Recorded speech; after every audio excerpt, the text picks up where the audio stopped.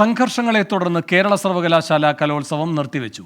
Vice chancellor Mohanan കുന്നുമലാണ് കലോത്സവം നിർത്തിവെക്കാൻ ഉത്തരവിട്ടത്. പരാതികളെല്ലാം പരിഹരിച്ച ശേഷം തുടർ തീരുമാനമെന്ന് VC അറിയിച്ചു. കലോത്സവം നിർത്തിയതിനെതിരെ മത്സരാർത്ഥികൾ പ്രധാന വേദിയിൽ പ്രതിഷേധ നൃത്തം ചവിട്ടി. കുഞ്ഞുങ്ങളെല്ലാം പൈസ കൊടുത്തതാ.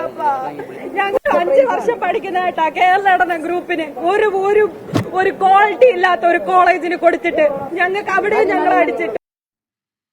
കലോത്സവത്തെ തകർക്കാൻ KSU ABVP പ്രവർത്തകർ തുടക്കം മുതലേ ശ്രമിച്ചുവെന്ന് സർവകലാശാല യൂണിയൻ ചെയർമാൻ വിജയ് വിമൽ.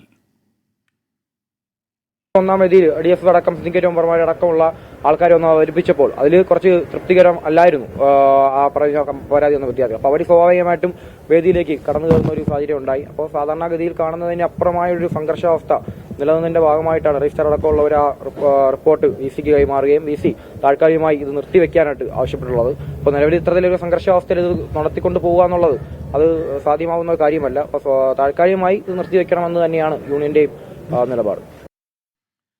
ഹരികൃഷ്ണൻ തിരുവനന്തപുരത്ത് നിന്ന് കൂടുതൽ വിവരങ്ങളുമായി ചേരുന്നു. ഹരികൃഷ്ണൻ, കേരള സർവകലാശാല യുവജനോത്സവത്തിൽ പല തർക്കങ്ങൾ, അറസ്റ്റ്, വിവാദങ്ങൾ, സംഘർഷം, ഏറ്റവും ഒടുവിൽ ഇപ്പോൾ ഈ കലോത്സവം നിർത്തിവെക്കുന്ന തീരുമാനത്തിലേക്ക് വരെ എത്തുന്നു. എന്താണ് VCയുടെ ഈ നടപടിയിലേക്ക് എത്തിച്ച കാര്യങ്ങൾ? വേണു, തുടക്കം മുതൽ ഈ കേരള സർവകലാശാല യൂണിയൻ കലോത്സവത്തിൽ വിവാദങ്ങളായിരുന്നു എന്ന് തന്നെ പറയാം. അതായത് കലോത്സവം തുടങ്ങി 2ാമത്തെ ദിവസം തന്നെ കോഴയാരോപണം ഉയരുന്നു. ഈ കോഴയാരോപണത്തിന്റെ പശ്ചാത്തലത്തിൽ താൽക്കാലികമായി കലോത്സവം നിർത്തിവെക്കുന്ന ഒരു സാഹചര്യം ഉണ്ടാകുന്നു. അതിനുശേഷം പിന്നീട് പോലീസ് നടപടി, അറസ്റ്റ്, ആ കാര്യങ്ങളൊക്കെ ചേർന്നതിന് ശേഷം ആണ് കലോത്സവം പുനരാരംഭിച്ചത്. അതിൽ തന്നെ ഈ ഓൾറെഡി ചാർട്ട് ചെയ്തിരുന്ന മത്സരങ്ങളൊക്കെയും താമസിച്ച് തുടങ്ങേണ്ട ഒരു അവസ്ഥ. അപ്പോൾ തന്നെയും ഐറ്റങ്ങളൊക്കെയും വൈകിയാണ് മത്സരാർത്ഥികൾ. അതിനുശേഷമാണ് ഈ കലോത്സവത്തിൽ ഇത്തരത്തിലൊരു പ്രതിഷേധം, അതായത് KSUവിന്റെ ഒരു പ്രതിഷേധം കഴിഞ്ഞ ദിവസം കണ്ടത്. അതായത് SFI ഈ തരത്തിൽ കലോത്സവം മനഃപൂർവ്വം അലങ്കോലമാക്കാൻ ശ്രമിക്കുന്നുവെന്ന് ആരോപിച്ചുകൊണ്ട് ഒരു പ്രതിഷേധം നടത്തുന്നു. ആ പ്രതിഷേധത്തിലും ഇത്തരത്തിലൊരു അറസ്റ്റ്, അത്തരം കാര്യങ്ങൾ, പോലീസ് നടപടിയൊക്കെ ഉണ്ടായത്. ഇതിങ്ങനെ തുടർച്ചയായി ഇത്തരത്തിൽ കലോത്സവ വേദികളിലേക്ക് സംഘർഷം തുടരുന്ന പശ്ചാത്തലത്തിലാണ് VCയുടെ ഇത്തരത്തിലുള്ള ഒരു നടപടി എന്ന് പറയുന്നത്.